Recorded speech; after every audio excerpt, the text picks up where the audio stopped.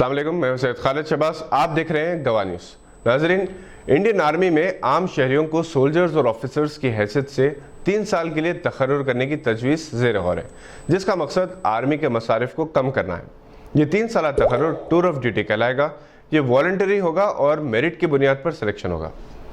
एक रिपोर्ट के मुताबिक इंडियन आर्मी की तनख्वाहों में 75% इजाफा हुआ है और पेंशन्स में 146%।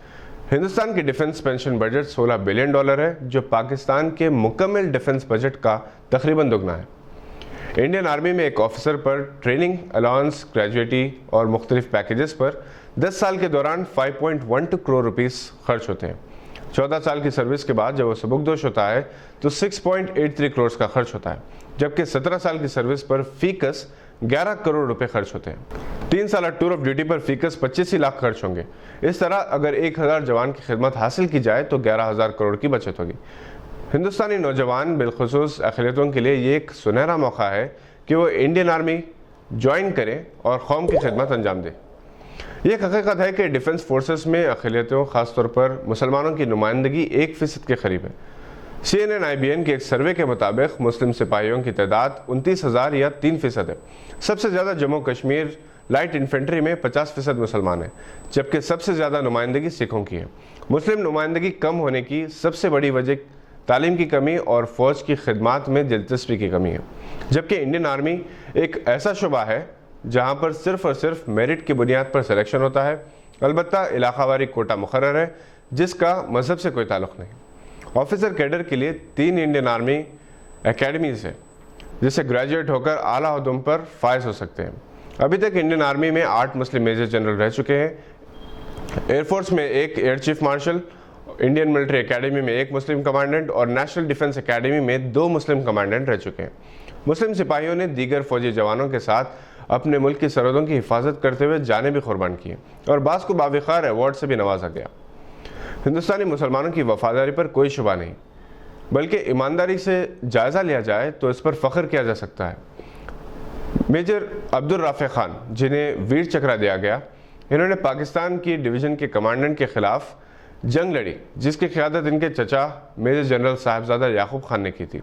हवालदार अब्दुल हमीद, लेफ्टिनेंट जनरल मोहम्मद ज़की के नाम हमेशा हिंदुस्तानी फ़ौज की तारीख़ में इज़्ज़त और एहतराम के साथ लिए जाएंगे। ये एक हकीकत है कि हिंदुस्तानी फ़ौज में शामिल हर ओहदेदार और सिपाही अपने मज़हब पर अमल करते हुए अपने देश का वफादार होता है और एक सेक्युलर हिंदुस्तान की तर्जुमानी करते हैं।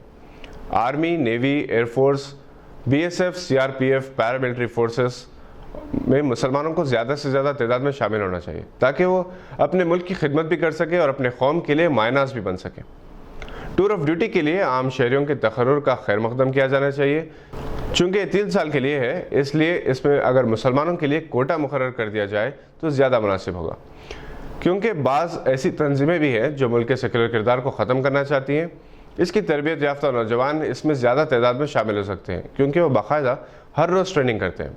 अगरचे कि फ़ौज का किरदार सेक्युलर है, मगर जब ऐसे अनासर ज़्यादा तादाद में आर्मी में आ जाएंगे तो इससे इसका सेक्युलर किरदार भी मुतासर होगा। और 3 साल की ड्यूटी के बाद जब वो सबकदोश होंगे तो इनके पास देशभक्ति के सर्टिफिकेट भी होंगे और वो अपनी सलाहियतों का गलत इस्तेमाल भी कर सकते हैं। अगर मुसलमानों के लिए कोटा मुकर्रर कर दिया जाए और सख्ती के साथ फ़ौज में सेक्युलर किरदार की बरकरारी पर जोर दिया जाए, अमल किया जाए, तो इससे मुल्क की सरहदों की हिफाजत भी होगी और अंदरूनी हालात भी बेहतर होंगे। इसे इत्तेफाक़ी कहा जा सकता है कि अक्सर फ़ौजी आला अहदेदार रिटायर होने के बाद ऐसी सियासी जमातों में शामिल हो रहे हैं जो सेक्युलर नहीं है, और ये साबिक़ फ़ौजी अहदेदार अक्सर ऐसे बयान देने लगे हैं जिससे जहनी तासुब का अंदाज़ा होता है, जो किसी भी साबिक़ फ़ौजी अहदेदार के शाय निशान नहीं। मुस्लिम नौजवानों को टूर ऑफ ड्यूटी के लिए अहल बनाने के लिए मुख्तलिफ NGOs की जानिब से ट्रेनिंग कैंप्स का एहतमाम किया जाना चाहिए। ज़रूरी नहीं कि हर ट्रेनिंग हासिल करने वाला सेलेक्ट हो जाए, मगर जो सेलेक्ट हो जाएंगे वो प्राइवेट सेक्टर के किसी इदारे में रोज़गार हासिल कर सकेंगे और बहरान के दौरान अपनी कम्युनिटी की हिफाजत करेगा और इसका अहल भी होगा। ये कलमिया है कि अक्सर स्कूल्स ने डॉक्टर्स, इंजीनियर्स और IAS और IPS ऑफिसर्स बनाने का दावा किया है और वादा भी करते हैं। तलबा को इब्तिदाई से सिर्फ पढ़ाई में मशगूल कर दिया जाता है, खेल के मैदान से दूर कर दिया जाता है और इंडोर गेम्स या कंप्यूटर गेम्स पर ज़्यादा तवज्जो दी जाती है, जिसकी वजह से वो जिस्मानी तौर पर कमज़ोर हो जाते हैं और जिससे मुआशरा भी सेहतमंद नहीं होता। हर स्कूल में इब्तिदाई से तालीम के साथ साथ गेम्स, स्पोर्ट्स, NCC को लाजिम करार देना चाहिए, क्योंकि जिस्मानी तौर पर सेहतमंद बच्चे जहनी तौर पर भी सेहतमंद हो सकते हैं। वालिदैन और सरपरस्तों को चाहिए कि वो अपने बच्चों को army, navy, air force, police services में शामिल होने की तरगीब दें, ताकि इनके बच्चे मुस्तकबिल में कानून और देश की सरहदों के मुहाफिज बने, कानून का शिकार होने से महफूज रहें। आपसे इजाज़त लेने से पहले आपसे दरख्वास्त है कि अगर आपने अभी तक इस चैनल को सब्सक्राइब नहीं किया तो सब्सक्राइब करें और लाइक का बटन ज़रूर दबाएँ। शुक्रिया।